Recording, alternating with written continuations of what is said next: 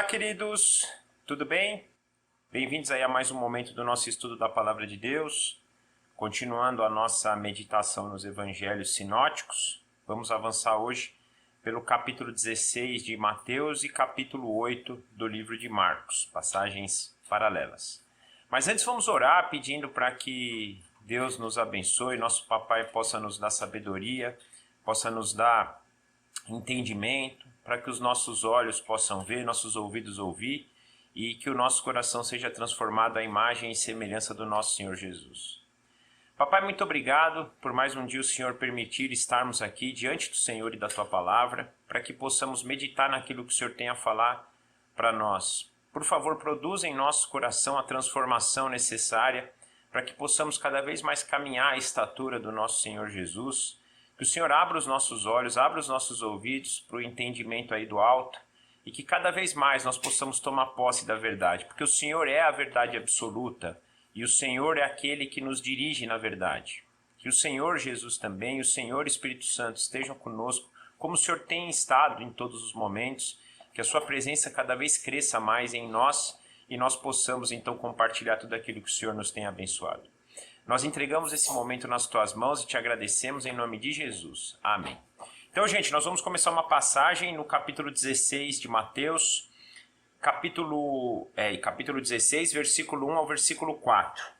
Essa passagem tem seu paralelo também no Evangelho de Marcos, capítulo 8, dos versos 11 e 12. Mas Mateus 16, de 1 a 4, nos diz assim: Os fariseus e os saduceus aproximaram-se de Jesus e o puseram à prova, pedindo-lhe que mostrassem um sinal do céu. Ele respondeu: Quando a tarde vem, vocês dizem, vai fazer tempo bom, porque o céu está vermelho. E de manhã, hoje haverá tempestade, porque o céu está vermelho e nublado. Vocês sabem interpretar o aspecto do céu, mas não sabem interpretar os sinais dos tempos. Uma geração perversa e adúltera pede um sinal miraculoso, mas nenhum sinal lhe será dado, a não ser o sinal de Jonas. Então Jesus os deixou e o retirou. E se retirou. Então até aqui a palavra de Deus. Nessa passagem a gente percebe, a ida de fariseus e saduceus logo depois da segunda multiplicação de pães, do outro lado da Galileia, ali no mar da Galileia, região dos gentios. Então os saduceus e fariseus vão até Jesus. A palavra de Marcos, a passagem de Marcos, nos diz que eram para interrogar. Aqui de Mateus fala que era para pôr Jesus à prova. E aí eles pedem um sinal. E aí com uma indicação, nos mostre um sinal do céu. E Jesus, então, responde para eles: vocês sabem interpretar das coisas visíveis? Então, quando você olha para o céu, aquilo que é visível, e vê que o céu está vermelho, você sabe que vem tempestade. Vocês sabem interpretar isso. De manhã, do mesmo modo, quando o céu está vermelho e nublado, vocês sabem que vem tempestade. Porém, vocês não sabem interpretar os sinais dos tempos. Então, eles falam sinais do céu. E Jesus fala os sinais dos tempos. E ainda na resposta, na sequência da resposta, Jesus fala, uma geração perversa e adúltera pede um sinal miraculoso. Então olha que coisa interessante. 3 indicações de sinal do céu, sinais dos tempos e um sinal miraculoso. Jesus trazendo aqui esse conceito. E é negócio interessante que, olhando para essa passagem, eu penso que tem a ver com essa questão não só de tempo, mas de visível e de invisível, mas também misturado com o visível.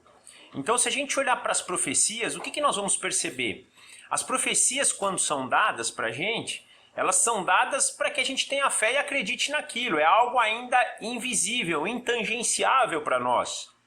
Por exemplo, no Antigo Testamento, quando eles falavam da vinda do Messias, os profetas, não era algo tangível ali para aquele povo, mas era algo que viria no futuro. Eles tinham que crer naquilo.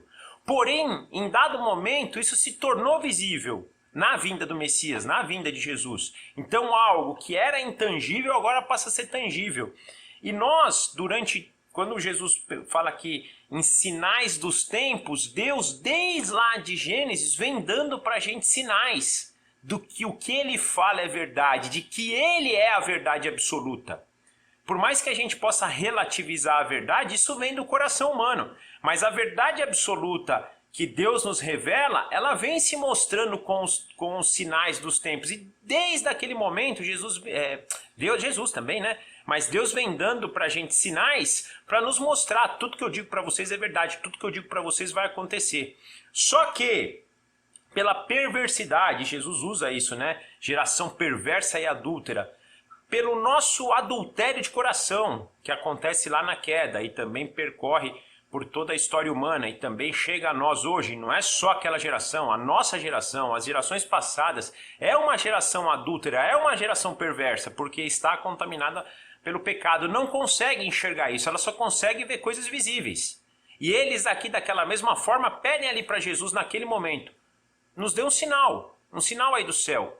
E gente, vários saduceus, vários fariseus, conforme nós já estudamos, já tinham visto sinais de Jesus. Não é possível que eles precisassem de mais sinais. Mas mesmo assim eles insistem, eles querem provar Jesus, eles querem interrogar Jesus, eles querem realmente provas tangíveis, visíveis, reais ali, né? E Jesus fala, não, vocês precisam olhar para os sinais que o tempo vem dando para vocês. E eu queria trazer até um pouco aqui para a gente, quando a gente estudou Apocalipse, a gente falou um pouco disso, né?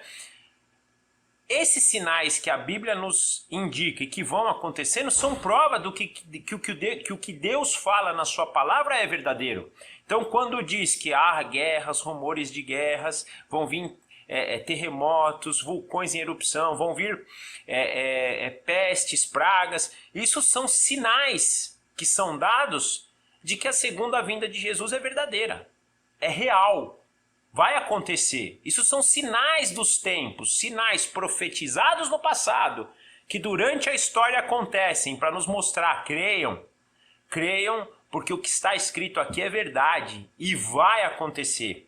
E essa geração e todas as outras gerações que não creem, pela perversidade do coração, pelo adultério que existe no coração humano, adultério no sentido de não glorificar a Deus, como diz Romano 1, mesmo tendo conhecido Deus. Porque Deus se revela para todos os seres humanos, eles preferem seguir homens, eles preferem adorar a criatura ao invés do Criador. Né? Esse adultério, a gente adulterar a glória que tem que ser dada a Deus para homens, glorificar homens. Essa perversidade, esse adultério que há no nosso coração, não nos deixa enxergar esses sinais dos tempos. Isso eu acho que é importante para a gente. E aí Jesus, até para dar um exemplo disso, fala para vocês, mas olha, eu não vou dar nenhum sinal, a não ser um, que é um sinal de Jonas. No caso, similar ao sinal de Jonas, que durante 3 dias ficou dentro do ventre do grande peixe, mas depois Deus devolveu ele para o propósito que Deus tinha designado ele inicialmente, que era pregar o evangelho, pregar a salvação para Nínive. E da mesma forma Jesus também vai ficar 3 dias morto na carne, mas depois de 3 dias ressuscitaria também no corpo, né, e no espírito, para cumprir o propósito que tinha sido designado. Outro sinal dos tempos, sinal de que tudo que está escrito, tudo que foi profetizado é verdade. Aconteceu, acontece e vai acontecer. Porque existem profecias passadas, existem profecias presentes e existem profecias futuras. E quando nós olhamos para essas profecias com humildade, com o coração quebrantado, pedindo orientação pelo Espírito, nós conseguimos enxergar os sinais dos tempos, diferente aqui dos fariseus e saduceus e de tantas outras gerações.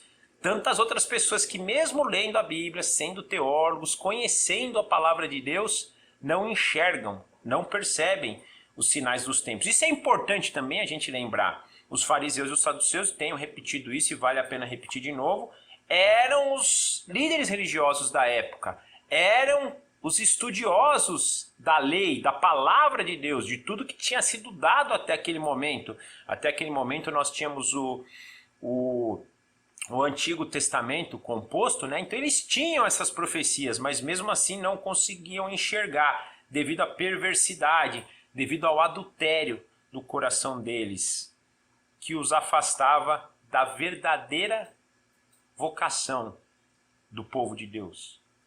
Daquilo que Deus, quando escolhe esse povo, para que esse povo, por meio desse relacionamento próximo com Deus, pudesse abençoar as outras nações, se perdeu no meio do caminho. Então Jesus aqui deixa claro isso, né? Vocês, por causa disso, não vão conseguir enxergar. Eu não vou dar, até porque vocês não vão saber discernir. Vocês sabem discernir das coisas visíveis, mas das coisas eternas vocês não sabem discernir, então não vou dar, a não ser um.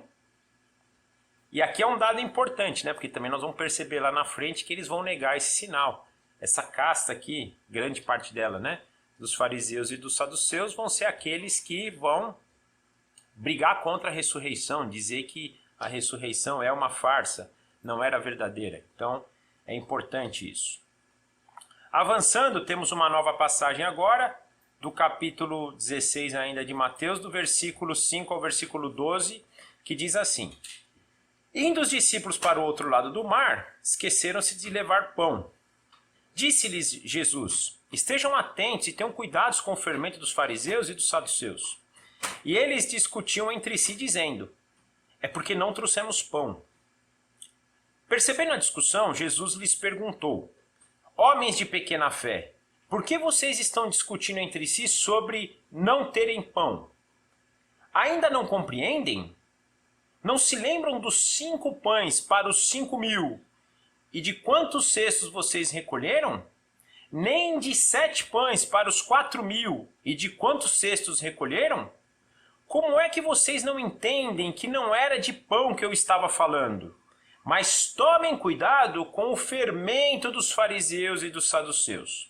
Então entenderam que não estava lhe dizendo para tomarem cuidado com o fermento de pão, mas com o ensino dos fariseus e dos saduceus. Então também até aqui a palavra de Deus. Esse trecho tem seu paralelo no Evangelho de Marcos, capítulo 8, do versículo 13 a 21. E aí é algo interessante, né? Porque acontece essa dinâmica anterior aqui com os fariseus e os saduceus. Eles estão lá do lado gentil do Mar da Galileia, na região à esquerda, voltam agora para a região da Galileia. Agora só Jesus com os discípulos. E aí penso que Jesus aqui vai provar eles também no sentido assim, deixa eu ver como é que eles processaram esse entendimento que eu falei para os fariseus e os saduceus. Ver se eles estão realmente avançando nesse entendimento do que é eterno versus a esse entendimento presente, preso aqui nessa terra. Vamos ver se eles entenderam. Penso que essa é a dinâmica que Jesus faz. Ele usa uma situação ali, né, do momento, porque eles percebem que esqueceram o pão, né? E aí Jesus acho que pega esse caso e fala, vamos ver se agora dá certo, né? Ver se eles estão evoluindo. Então, ao perceber que eles não levam o pão, que eles esquecem, Jesus fala para eles, né? Cuidado com o fermento dos fariseus e dos saduceus. Lembrando que Jesus, aí nós vamos ver até no final aqui, está falando do ensino, e toda vez que a gente vê fermento na Bíblia, a gente precisa entender aquela dinâmica de que o fermento é algo pequenininho que a gente põe numa grande massa, mas ele faz um estrago. Então, por exemplo, quando a gente vai preparar um pão, a gente põe uma quantidade muito grande de farinha de trigo para uma quantidade muito pequenininha de fermento. Só que esse fermento colocado numa grande quantidade de farinha de trigo, ele produz um resultado da farinha crescer de tal maneira que esse pequenininho influencia a massa como um todo. E os fariseus faziam isso. Então, o ensino dos fariseus e saduceus, o ensino humano prejudicial, tinha prejudicado toda a nação de Israel. Ou seja, uma casta pequena de mestres ali, né, de líderes religiosos, conseguia estragar ou impactar toda a nação de Israel. E Jesus fala, cuidado com isso. Cuidado com isso. Esse era o objetivo de Jesus. Mas os apóstolos ainda, ou os discípulos aqui na época, ainda com essa mente focada no presente, focada no agora, como muitos de nós, se entregam aqui. De novo, Jesus está provando eles, não é para ficar provando no sentido de mostrar se eles eram bons ou não, mas é exatamente para trabalhar o coração deles. Diferente dos saduceus e fariseus que provavam Jesus com o objetivo de fazer Jesus cair, Jesus não. Jesus provava os discípulos para que trouxesse eles para a realidade, para que trabalhasse e transformasse o coração deles no sentido do eterno, tirando deles aqui essa coisa do presente, de olhar para o agora e jogar isso para o eterno. Então Jesus faz essa prova e aí eles se entregam aqui, né? Porque eles começam a pensar, puxa vida, aí ó, Jesus falou para a gente do fermento e a gente, puxa vida, esquecemos os pães, recolhemos lá um monte de cesto que sobrou da multiplicação, esquecemos os pães. É porque nós não trouxemos os pães que Jesus está falando isso pra gente, tá vendo? Eu penso que até devia ter uma discussão entre eles ali, eles brincando, né? Tá vendo? Você esqueceu o pão? Pô, por que você esqueceu? Tá vendo? Jesus tá bravo com a gente agora. Jesus pediu, falou do fermento porque a gente não trouxe pão. Tá dando indiretinha pra gente aqui porque a gente não trouxe pão. Mas aí Jesus, na sua onisciência, já logo, não necessariamente, pode ser até que Jesus poderia estar ouvindo ali a discussão, Jesus fala, não é possível. E aí Jesus fala para ele, homens de pequena fé, por que vocês estão discutindo entre si se não terem pão? Isso no trecho de Mateus. O trecho de Marcos, no capítulo 8, versículo 18, nos diz assim ainda, né? Além dessa passagem que Mateus também fala, Marcos ainda acrescenta, vocês têm olhos, mas não veem? Têm ouvidos, mas não ouvem? Não se lembram? Jesus trazendo na mente deles tudo o que está acontecendo e trazendo na mente o que aconteceu nas duas multiplicações. Poxa, vocês viram que de 5 pães e 2 peixes eu fiz 5.000 pessoas satisfeitas. 5.000 homens, fora as mulheres e as crianças. Vocês não viram isso? Vocês não lembram disso? Vocês não ouviram sobre isso? Não é possível. De 7 pães eu alimentei 4.000. E nas duas ocasiões, gente, sobrou, além da abundância, sobrou um monte de cesto. Vocês não entendem que se eu precisasse de pão, eu podia aqui mais uma vez fazer a mesma coisa? Vocês não estão entendendo ainda do que eu tenho dito para vocês não tem a ver com o presente, mas tem a ver com o eterno. Não tem a ver com eu saciar os desejos carnais de vocês, mas sim trazer vocês para uma dimensão espiritual, uma dimensão... Uma coisa importante aqui, gente, quando eu falo carnal e espiritual, eu não estou indo contra essa carne que a gente diz que é criação de Deus. E Jesus ressuscitou como homem. Quando eu digo carnal, eu estou dizendo nesse pensamento pós-queda. Nesse pensamento não, nessa escravidão pós-queda que nós vivemos. Aonde, como diz Efésios 2, somos guiados pelo príncipe desse mundo, somos guiados pelos nossos desejos, pelas nossas vontades, pelo presente, pelas realizações que nós temos que fazer aqui, indiferente de fazer a vontade de Deus. É nesse sentido. Versus o espiritual, que não quer dizer que a gente vai morrer no sentido... Lógico que a gente vai morrer também, mas estou dizendo, não é que hoje agora eu quero matar essa carne para viver só no espírito. É mortificar essa direção do pecado, essa escravidão que nós temos aqui ainda no príncipe desse mundo e deixar que o Espírito Santo nos dirija agora para aquilo que é eterno, nos dirija aquilo que é para a vontade de Deus. E uma coisa importante para a gente entender, quando a gente fala disso e a gente está falando de necessidade, eles estão olhando para o pão, que é uma necessidade física. Quando a gente fala do pão espiritual, Jesus, a gente vai olhar a obra de Jesus e vai ver a expressão dos 2 maiores mandamentos, ama seu Deus acima de todas as coisas, ama teu próximo. Eu acho que às vezes a gente fica olhando muito para essa questão, o que é a vontade de Deus? Puxa, deixa eu orar para se entender se isso é a vontade de Deus. Gente, Deus falou que a vontade dele é, cara, ama a teu Deus acima de todas as coisas, teu próximo como a si mesmo. O que isso quer dizer? Em vez de você ficar olhando para as suas necessidades, olha para a necessidade do teu próximo. Aí vem a pergunta, pô, mas se eu não vou olhar para as minhas necessidades, quem vai olhar? Olha o adultério do nosso coração. Porque a gente não reconhece que quem olha pelas nossas necessidades é o próprio Senhor que vai nos dar aquilo que a gente precisa para que nós possamos crescer nessa dimensão espiritual, crescer nessa direção do que é eterno. A gente às vezes esquece. O fato da gente às vezes não olhar para Deus como pai é algo muito crítico, porque a gente ainda continua com um pensamento de órfão. Mas, gente, eu queria pegar aqui algo importante. Eu acho isso um dos piores pecados. Eu, pelo menos, eu estou falando porque eu sou assim. Eu quando eu medito nisso, me vem na cabeça, como eu sou um adúltero, Porque é não reconhecer a grandeza, a majestade,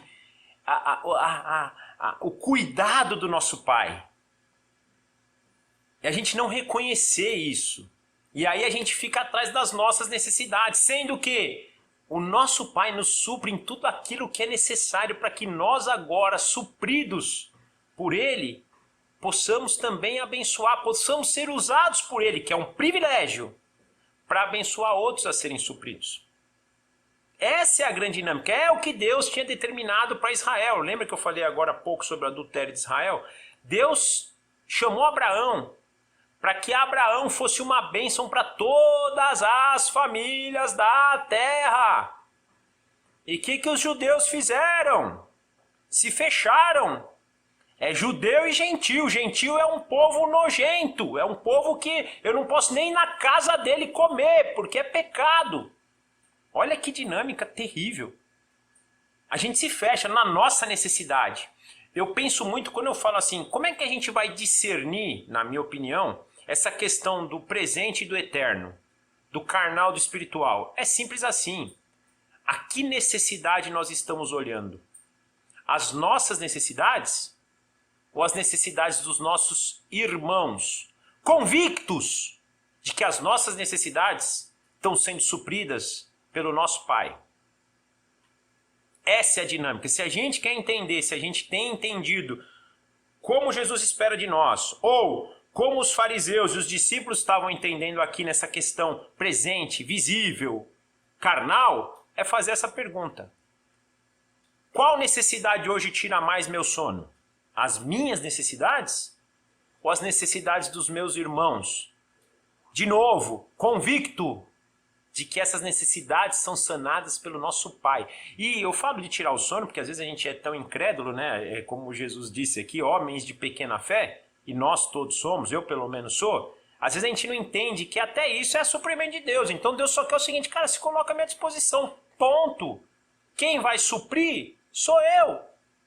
E é o que Jesus está falando, cara, se eu quiser multiplicar 5 em 5.000, se eu quiser multiplicar 7 em 4.000, o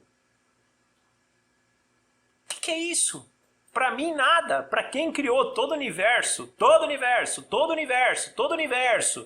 em 7 dias, ou em 6 dias e descansou o 7º, o que é suprir qualquer necessidade de qualquer ser humano?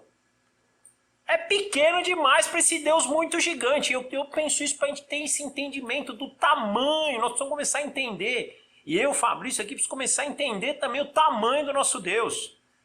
O tamanho do nosso papai. O tamanho do nosso amado. O tamanho do nosso amigo.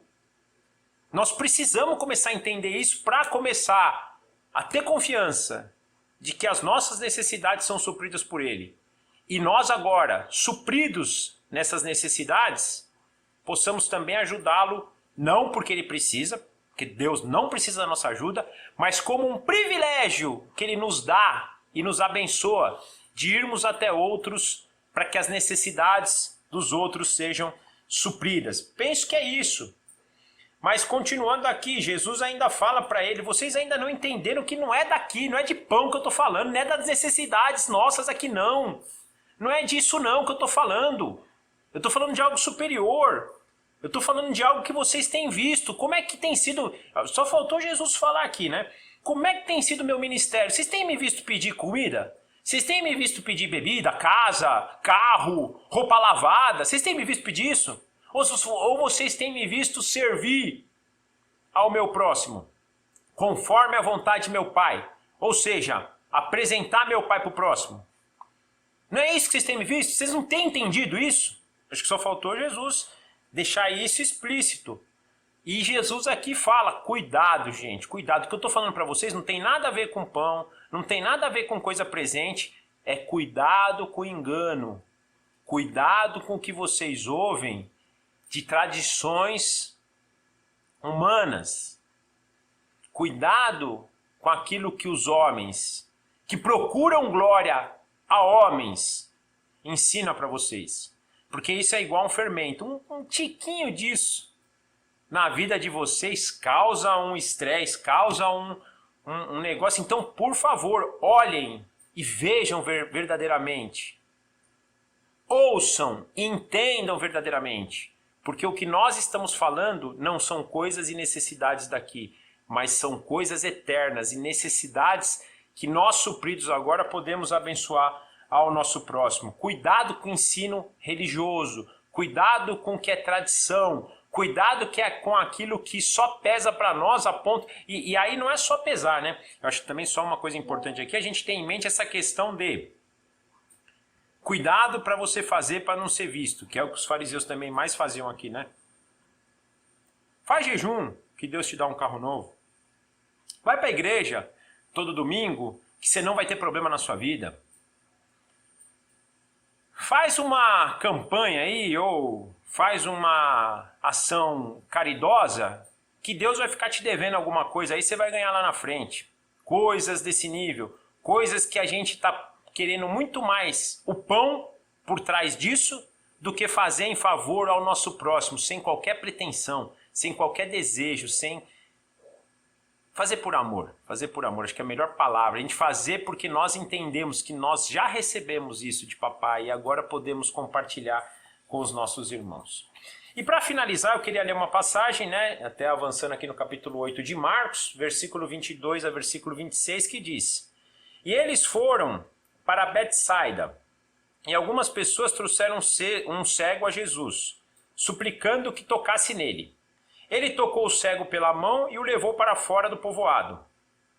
Ele tocou não, ele tomou, né? Ele tomou o cego pela mão e o levou para fora do povoado.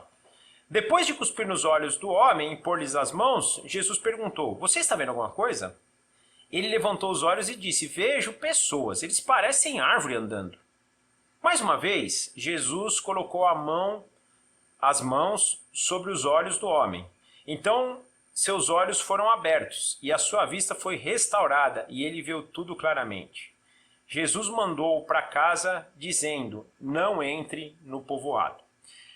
Essa palavra aqui, eu estava meditando sobre ela e interessante, nós vemos dois toques de Jesus, né? O primeiro toque de Jesus no sentido de curar a cegueira daquele cego, traz visão, mas visão distorcida. O homem passa a ver pessoas, mas ele vê pessoas como se fosse árvore, né? Acho que ele não tem discernimento ainda para enxergar, né? E o segundo toque aí sim traz a verdade. Aí meditando, eu falei, nossa, mas o que será que significa esses dois toques? Né? Por que o primeiro não viu, o segundo não viu claramente, o segundo viu? E nós estamos falando de visão aqui, vimos ali anteriormente Jesus falando, né? Vocês têm olhos, mas não veem. Quer dizer, apesar de estar com o olho aberto, vocês não estão enxergando a verdade. E aqui penso que tem muito a ver com isso. Vocês, aqui no primeiro toque, o homem passa a ver distorcido. Às vezes, nesse primeiro toque que nós recebemos de Jesus, podemos até fazer uma analogia, talvez, da primeira e segunda vinda, mas, indiferente disso, que às vezes tem pessoas que vão ser tocadas por Jesus numa primeira vez, vão ver a verdade, mas vão ver a verdade ainda distorcida, não vão ter discernimento para entender. Por exemplo, se ele está vendo aqui como árvores andando, eu acho que ele não tinha nem discernimento para saber se era um homem ou se era uma árvore, né? Porque ele vê como se fosse árvore. Agora, é homem ou é árvore, né? Ele não tinha esse discernimento. E nós, da mesma forma, talvez possamos não ter esse discernimento da verdade, da pura verdade. Mas na segunda vez, Jesus abre o olho dele de forma... E aí eu falo até da primeira e segunda vinda, porque eu penso assim... Como hoje a gente vê num espelho ainda embaçado como era na época, aqui da mesma forma nós vemos ainda a verdade não na sua plenitude. Não porque a verdade é relativa, não é isso não, porque a verdade é absoluta. Mas esta verdade absoluta de Deus, de nosso Pai, de nosso Senhor e de nosso amigo Espírito Santo, nosso amado também, só vai ser revelada em plenitude na glória. na glorificação que teremos junto com Cristo. Aí veremos face a face, aí teremos noção da verdade plena. E penso que tem muito disso. E isso deve ser algo que nos impulsiona a esse quebrantamento. Eu esqueci de falar aqui uma coisa importante na passagem anterior, mas agora que eu estou lembrando, na passagem de Marcos, quando Jesus está falando com os discípulos, ele fala, os corações de vocês estão endurecidos. É nesse sentido hoje, né? A gente, às vezes, por estar com o coração endurecido, a gente não consegue ver a verdade plenamente. E isso nos afasta de muitos benefícios, de muitas coisas que nós poderíamos evitar e principalmente coisas que nós poderíamos servir com melhor qualidade. Mas, por outro lado, olhando os sinais dos tempos, também é algo de alegria para nós. Por quê? Podemos ver embaçado hoje, podemos não saber discernir se é um homem ou se é uma mulher, mas no futuro teremos revelação plena. E mais do que isso, não só no futuro, eu acho que quanto mais nós nos quebrantamos, tiramos esse coração endurecido, que é que nos cega a visão, quanto mais nos entregamos para o Espírito Santo, mais clareza teremos, mais discernimento teremos e mais poderemos caminhar na verdade. Então, uma alegria porque no futuro, glorificados, teremos a visão plena, clara, restabelecida da verdade, entendendo tudo 100% na sua verdade absoluta, mas também podemos hoje, ao quebrantarmos nosso coração, já tomarmos posse do Espírito Santo e parar de ver distorcido e ver a verdade plenamente. Eu penso que é isso que essa palavra tem a nos trazer para hoje. Então, queridos, finalizando aqui, eu vou orar, né, e desejar que nós possamos estar juntos aí a semana que vem para mais um encontro e desejar também uma ótima semana para todos nós. Papai, muito obrigado por este momento, por mais uma vez o Senhor falar aos nossos corações. Obrigado por tudo que o Senhor tem feito nas nossas vidas e também pela oportunidade que temos de aprender, de sermos transformados e avançarmos na sua semelhança, na sua imagem, né, para que o teu propósito se cumpra na nossa vida. Pedimos também por essa semana que nós possamos estar de novo na tua presença, que as suas bênçãos que já nos acompanham continuem sobre nós, mas que também nos direcionem para que outras pessoas possam ser abençoadas por isso. Consagramos a nossa vida ao Senhor, entregamos esse momento nas tuas mãos e te agradecemos em nome do nosso Senhor Jesus. Amém e amém. Tchau, gente. Obrigado. Forte abraço. Até semana que vem.